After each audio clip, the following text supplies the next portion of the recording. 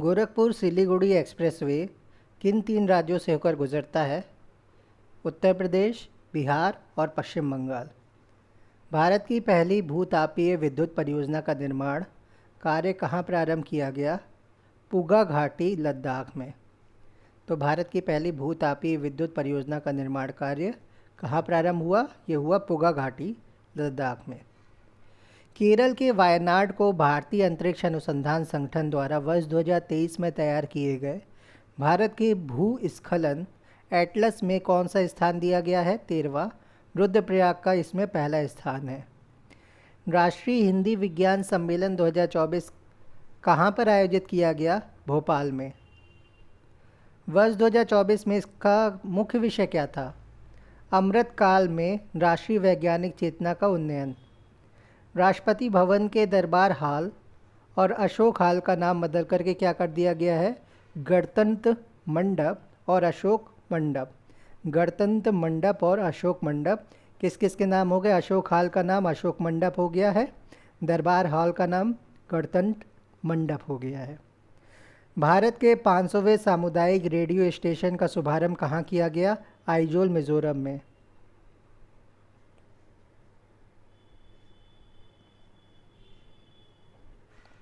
शिंकुंग ला सुरंग परियोजना का निर्माण कार्य शुभारंभ कहाँ पर किया गया? लद्दाख में। शिंकुन ला सुरंग परियोजना लद्दाख में बन रही है। यह सुरंग कितने फीट की ऊंचाई पर स्थित है? 15,800 फीट। इस सुरंग की लंबाई 4.1 किलोमीटर। निर्माण कार्य पूरा होने के बाद विश्व में सबसे ऊंची सुरंग कौन सी होगी? शिंकुन ला सुरंग। यूपी सरकार ने वृक्षारोपण जन अभियान 2024 के तहत किस पहल की घोषणा की? मित्र वन पहल की। भारत का पहला Chadwick house navigating audit heritage संग्रहालय का उद्घाटन कहाँ किया गया? शिमला, हिमाचल प्रदेश में। भारत का पहला Chadwick house navigating audit heritage संग्रहालय का उद्घाटन शिमला, हिमाचल प्रदेश में किया गया।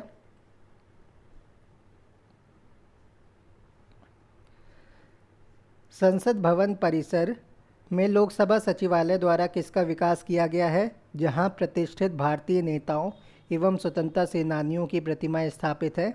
प्रेरणा स्थल। केंद्र सरकार द्वारा डाकघर अधिनियम 2023 के प्रावधानों को कब लागू किया गया? 18 जून 2024 को। उत्तर प्रदेश मंत्रिमंडल द्वारा उत्तर प्रदेश राज्य विश्वविद्यालय मुरादाबाद का पुनर्नामकरण किए जाने को मंजूरी प्रदान की गई। इस विश्वविद्यालय का नया नाम क्या होगा? गुरु जम्भेश्वर राज्य विश्वविद्यालय मुरादाबाद। गुरु जम्भेश्वर राज्य विश्वविद्यालय मुरादाबाद। 18वीं लोकसभा का प्रोटेम स्पीकर किसे बनाया गया? भर्तृहरि महताब को। किस राज्य या केंद्र शासित प्रदेश ने उल्लास नव भारत साक्षरता कार्यक्रम उल्लास NILP के तहत पूर्ण कार्यात्मक साक्षरता हासिल की? लद्दाख।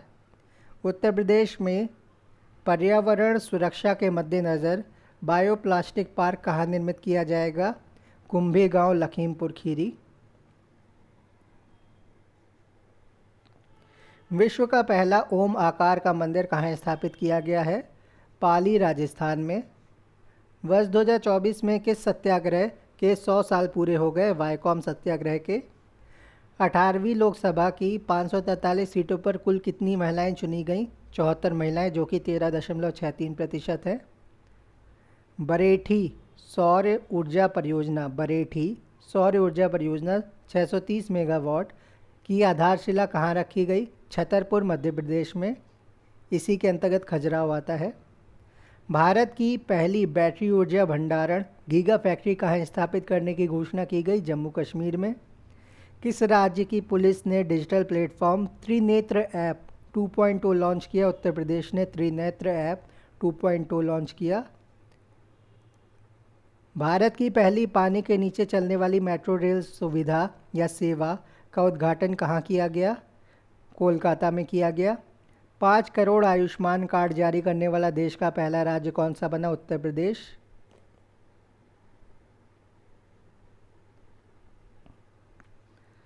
रक्षा प्रौद्योगिकी में नवाचारों को प्रोत्साहन देने हेतु किस योजना को शुरू किया गया? अदिति योजना। ADITI अदिति योजना रक्षा प्रौद्योगिकी यानी डिफेंस टेक्नोलॉजी में इनोवेशन यानी नवाचार को प्रोत्साहित करने के लिए अदिति योजना। पहले राष्ट्रीय डॉल्फिन अनुसंधान केंद्र का उद्घाटन कहाँ किया गया? बिहार में।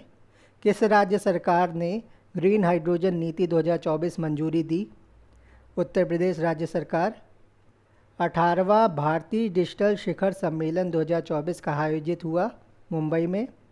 प्रधानमंत्री नरेंद्र मोदी ने उत्तर प्रदेश के किस जिले में एम्स का उद्घाटन किया? रायबरेली में।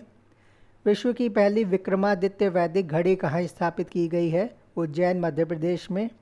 देश के सबसे लंबे केबल आधारित पुल सुदर्शन सेतु का उद्घाटन प्रधानमंत्री नरेंद्र मोदी ने कहाँ पर किया? गुजरात में। ये द्वारिका, पुरानी द्वारिका के पास किया है।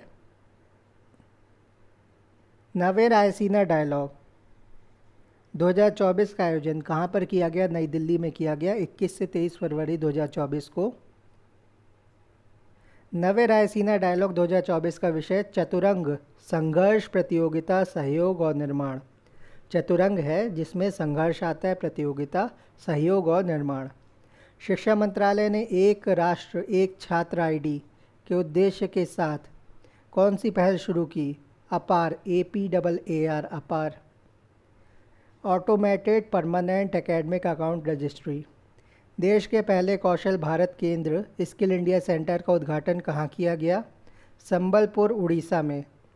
STEMM स्टेम विज्ञान, प्रौद्योगिकी, इंजीनियरिंग, गणित और चिकित्सा में भारतीय महिलाओं और लड़कियों का प्रतिनिधित्व करने हेतु कौन सा पोर्टल लॉन्च किया गया? स्वाति पोर्टल। लोकपाल के अध्यक्ष के रूप में किसे नियुक्त किया गया? अजय माणिकराव खानविलकर। अजय माणिकराव खानविलकर। प्रधानमंत्री नरेंद्र मोदी ने उत्तर प्रदेश में किस मंदिर का शिलान्यास किया? श्री कल्की धाम मंदिर। यह मंदिर किस ज़िले में है? संभल ज़िले में है। संभल, मुरादाबाद ये आसपास पड़ते हैं।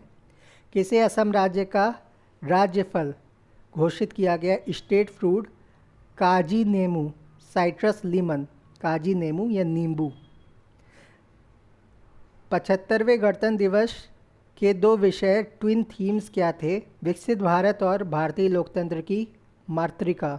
विकसित भारत और भारतीय या भारत लोकतंत्र की मातृका। विकसित भारत और भारत लोकतंत्र की मातृका।